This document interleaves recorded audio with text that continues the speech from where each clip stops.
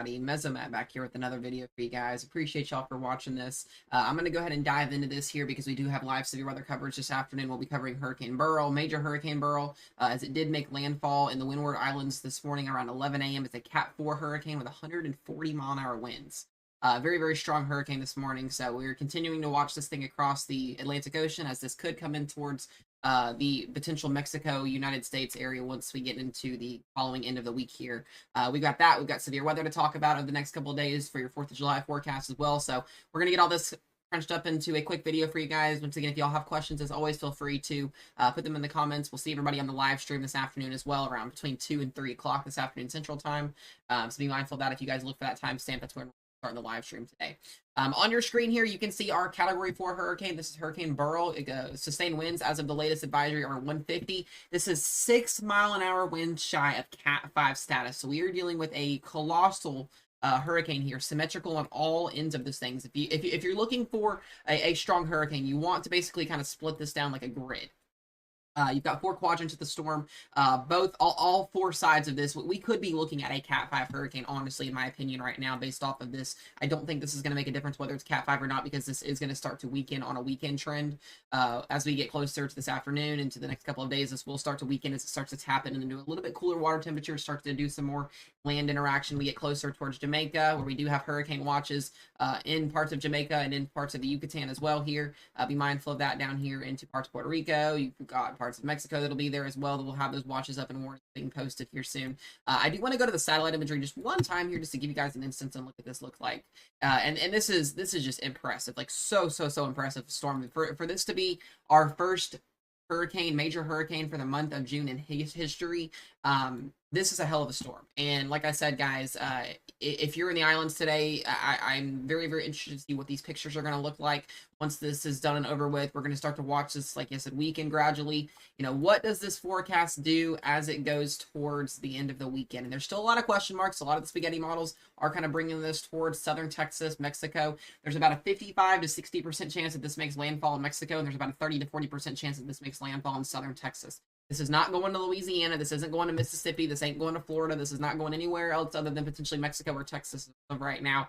That forecast has been very consistent with that. So I do expect that to be something that we have to deal with on the weekend. As we come up past into this coming up weekend here, we will be doing live severe weather coverage and live hurricane coverage for that landfall. Once that happens, we'll be giving you guys updates on this. But guys, I'm telling y'all, this is a hell of a storm. Seriously, 946 millibar low with 150 mile an hour wind, 6 mile an hour wind shy of Cat 5 status with a west-northwest trend at 20 to 21 miles an hour west. I mean, this thing is just impressive as hell. So we'll continue to update you guys on this. We'll be talking about it on the live stream a lot today, but oh my goodness. We do have another area of development. Potentially, this is weakened down from yesterday. This was a high chance of development yesterday. We are now down to a 20% chance of this becoming a new tropical area in the next 20 days, or in the next 2 days. We have a 20% chance and a 50% chance in the next 7 days. Over here into the Pacific, we're watching a new area as well of development, 10 and 40 in a 2 to 7 day range. So Chris did make landfall last night. We did have a tropical storm upgrade to Chris last night, and then it did make landfall here in southern Mexico as well as a tropical storm. So we can cross that name off the list. The next storm in the Atlantic Ocean would be Tropical System Debbie, if that does in fact happen down the road. So we'll be watching that. Now let's go ahead and get to our severe weather coverage, because this is what we're going to be really covering today, along with Beryl as well. But we do have a marginal risk of severe weather down here in the parts of Florida, Georgia, South Carolina, eastern Mississippi, and parts of the Florida Panhandle there. Be mindful, wind and hail, no tornado risk with that down there. Afternoon thunderstorms could generate a couple wind and hail storms. Our main focus today, and this is actually, in my opinion, could be an interesting day today. We have a pretty longevity trough that's in our shortwave trough that's going to be over the central plains and northern plains today, with a pretty strong southwesterly flow, and this could aid in a couple supercells that could produce a couple tornadoes. I would not rule out the feature of having a strong tornado down into southern Nebraska and central Nebraska today, is where that highest tornado parameters are going to be at. This is the latest issuance by the SPC Storm Prediction Center. We're in that green shaded area. We have a level 1 risk of severe weather, level 2 risk in that yellow. All modes of severe weather are possible today. We're expecting supercells to rapidly develop between 3 o'clock and 5 o'clock this afternoon. Then we'll grow upscale and we'll get a line of storms that develops at some point later on this afternoon. 2 and 5% tornado risk there. That main bullseye there is going to be here in the Grand Island area, Lincoln, Nebraska. Once again, you guys cannot get out of this pattern, I swear. And it's going to continue to be like this as we go through the month of July. I really think, honestly, in the next couple of days, we've got SPC outlooks putting y'all kind of in that spot. So 5% chance there in the maroon area of seeing a tornado within a 25-mile radius of a given point, and then a 2% chance there in the green. As we go to look at our wind threat's going to be the bigger threat today. And we do have a hatched 15% wind threat there in that slight risk area there from Grand Island, North Platte. This is a chance of seeing winds up to 75 miles an hour or higher, but not rule out an 80 or a 90, potentially somewhere in there at some point. And then we do have a hail threat as well that is also 15 and 5%. So the wind is going to be the biggest threat for today. We'll talk about what that timing is going to look like here in just a moment. We'll go to our day 2 forecast. We do have an enhanced risk of severe weather for the first time in Missouri and eastern Kansas here in quite some time in southern Iowa. That orange risk there at the level 3 out of 5 for severe weather. We do have a chance to see some strong tornado potential maybe in southern Iowa and northern Missouri tomorrow.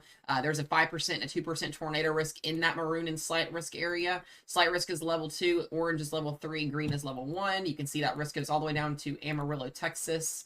And all the way up into Madison, Wisconsin. And our tornado risk for tomorrow, like I said, is a 5 and a 2. You can see that tornado risk goes from eastern Colorado all the way up through Kansas and into parts of Iowa. And mostly Iowa is going to get a majority of this tomorrow along northern Missouri. I do want to mention something as well. We will be doing live coverage for this tomorrow, but it's going to be very interesting tomorrow because we don't have any radar sites that are in that dead center point where we're going to be able to figure out what these storms are doing, like on radar, like to the point. Basically what I mean by that is when we don't have radar sites in certain areas because they're radar holes, that basically makes it harder for us to figure out if a storm's rotating or what's going on with it. So just kind of bear with us tomorrow when we go live and cover this because we are going to be in that radar dead zone tomorrow. So just be mindful of that, guys. We do have a wind threat. Our wind threat is the biggest one tomorrow. In that red shaded area, there's a 30% chance of winds higher than 75 miles an hour. 15 is 75 mile an hour winds is a 15% chance there in the yellow, and then the maroon is 50 to 60 mile an hour winds, or a little bit higher in some. And the hail risk for tomorrow as well. We have a 15 and a 5% hail risk for tomorrow. As we go into your day 3, this is going to be for Wednesday. We do have a slight risk of severe weather once again with a new trough ejection coming in here.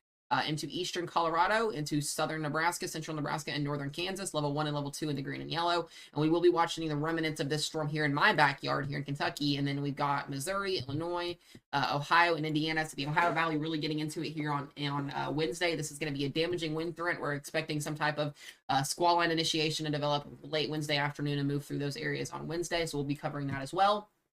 And then as we go into your day 4 forecast, for your 4th of July, this is kind of what everybody wants to see. Where is the severe weather going to be at? And we are bullseyeing the Central Plains once again. Missouri, you guys are going to be in for some significant severe weather as possibly on Thursday for July 4th. You got Springfield, Jefferson City, Columbia, Kansas City, Topeka. I mean, you name it. And then there is going to be some type of green slight risk that kind of potentially extends out with this. So we'll watch this forecast for July 4th as well. But everywhere else in the United States does look pretty relatively generally quiet as far as the Ohio Valley, the Northern Plains goes, and the Midwest here. We could see some general thunderstorms kind of just across the board, but that's something we will make note of for you guys as far as things go down the road here. Now, what is the forecast going to look like long-term wise? You can kind of see the jet stream here. We can see our little bumps in the jet stream here, our little divots. Got a high pressure dominant over the southern plains and Gulf states, which is what's keeping that steering that hurricane south and not into Texas as of right now, which is the good news. But you do kind of have a low sitting up here in Canada. You got another low off the northeast coastline there. That one's finally pushing out of here from the other day. This is what's going to cause our severe weather of the next 2 to 3 days in the central and northern plains and Ohio Valley. You can see that jet stream, that negatively tilted trough, now be going positively tilted, where we'll have that upper level jet stream and mid-level jet stream right around 50 to 60 knots, which is supportive of updrafts. Significant severe weather will be possibility as well with that wind, hail, and a couple tornadoes. And then as we go into Wednesday, Thursday, you can see that your late night July 4th forecast right over top of the central plains. Got a positively tilted trough here. This is something we're going to have to watch if you're in there, guys. I hate to say this, but it looks to be, could be a washout for much of Missouri and eastern Kansas and Iowa, southern Iowa for your July 4th. We'll keep an eye on that. As we go into Friday, that will transition in the Ohio Valley. I do expect there to be some type of risk zone on Friday for Illinois, Indiana, Kentucky, Ohio, and into Michigan potentially. And then as we go into Saturday and Sunday, that jet stream moves into the northeast. You can see on the right side of your screen here, you can see potentially some severe weather again. And then we have what's going to change as we go into the second week of July is we're going to have a high pressure potentially develop maybe over California. That ridge is broken down over Texas. So now you're going to start to see that jet stream go northwesterly to southeasterly. And that would bring the enhancement of potentially some derecho setups maybe as we go into July, which is those big old wind events. You can see some more tropical jet stream some more jet stream ejections across the central and northern plains there. So this is going to continue to be a problem, at least until we get potentially into the 3rd and 4th week of July, which this would be a great setup if that happens there in the 3rd week of July. We don't got a lot going on potentially there. That's a model run, so that's just something we have to make note of. Now, as far as the precip goes, what is this going to kind of look like as far as down the road goes with this? You can see where the general precip is going to be at. Looking at a pretty significant event of weather for the next 4 to 5 days across the Ohio Valley Midwest. You can see July 4th looking pretty crummy across Kansas and Missouri. And then when we go into the weekend, that jet stream moves off to the east. We get a new storm setup potentially over the Ohio Valley, Missouri Valley, Midwest on Sunday and Monday. And then as we go into the following week for your 2nd week of July, it looks to be pretty active across much of the East Coast, Southeast, Midwest, Northeastern, Atlantic there. And then the dry conditions will continue to set up over Texas and Louisiana. But that's kind of what I got for you guys today. We will be going live here in just a little bit. Look out for that live stream today. We'll be talking about Hurricane Beryl. Could make history today if we have a Cat 5 upgrade. I don't know if it'll happen. It's a pretty slim chance today, but we'll see what NHC sees today. We'll be covering severe weather in Nebraska, Kansas, Iowa, Kansas, Missouri, and North Dakota, South Dakota, and potentially southern Minnesota as we go for the rest of the week, guys. But be weather aware, stay safe, have a way to get alerts on your phones if you don't have them already, and I will see you guys on stream this afternoon.